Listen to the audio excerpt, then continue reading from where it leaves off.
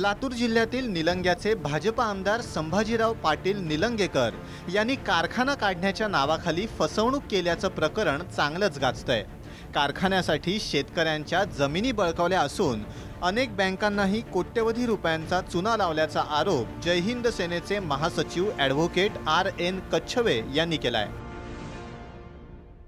जवळपास 10 ते 15 शेतकऱ्यांकडून जमिनी घेतलेल्या आहेत आणि एवढंच नाही तर bank of Maharashtra, Latur urban bank, Saraswat bank, Vaidyanath urban bank, Parli, union bank of India अशा विविध बँकांकडून अंदाजे 40 ते 50 करोडच्या वरतीच हा आकडा जातो। संभाजी पाटील यांनी 3 कारखाने दाखवून अनेक बँकांकडून कोट्यवधी रुपयांचं कर्ज घेतलंय। यात 2008 मध्ये व्हिक्टोरिया ॲग्रोफूडच्या नावानं युनियन बँकेकडनं 20 कोटींचं कर्ज, तर त्याचसाठी बँक ऑफ महाराष्ट्रकडनं 16 कोटी 76 लाखांचं कर्ज घेण्यात आलंय। 2010 मध्ये पहिल्या कंपनीच्या जागेवर व्हिक्टोरिया पॉवर प्रायव्हेट लिमिटेड कंपनीचा प्रस्ताव देण्यात आला आणि त्यासाठी वैद्यनाथ कोऑपरेटिव्ह बँकेकडनं 2 कोटी 50 लाखांचं कर्ज घेण्यात आलं। त्यानंतर 2011 मध्ये वंश डेअरी लिमिटेड सुरू करण्याचा प्रस्ताव देऊन सारस्वत बँकेकडून 23,38,000चं कर्ज घेण्यात आलं। कर्ज आणि जमिनी घेऊनही कारखाने मात्र कागदावरच राहिलेत।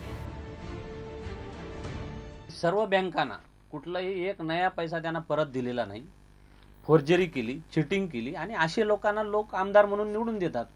म्हणजे सरकारचं लोकांचं भविष्य काय यावरून दिसून येतं। म्हणून क्रांतिकारी जय हिंद सेनेने या संदर्भामध्ये एक DGP साहेबांकडे तक्रार दाखल केली, पण आज पावे तो कुठलाही आम्हाला रिस्पॉन्स मिळाला नसल्यामुळे आम्ही एक फौजदारी जनहित याचिका माननीय उच्च न्यायालयासमोर दाखल केली आहे। या कंपन्यांचे डायरेक्टर आशिष मारवा हे संभाजी पाटील यांचेच नातेवाईक असून या कर्जासाठी जामीनदार स्वतः आमदार संभाजी पाटील, अरविंद पाटील आणि मुख्यमंत्री देवेंद्र फडणवीस यांचे स्वीय सचिव अभिमन्यू पवार आहेत।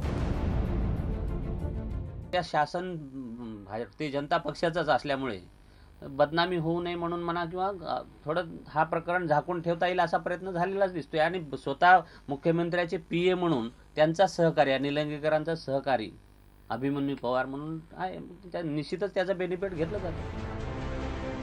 कोट्यवधी रुपयांचा चुना फक्त बँकांनाच लावला नाही तर कारखाना सुरू करायचा आहे म्हणून अनेक शेतकऱ्यांच्या जमिनीही अल्प दरात घेण्यात आल्या आहेत।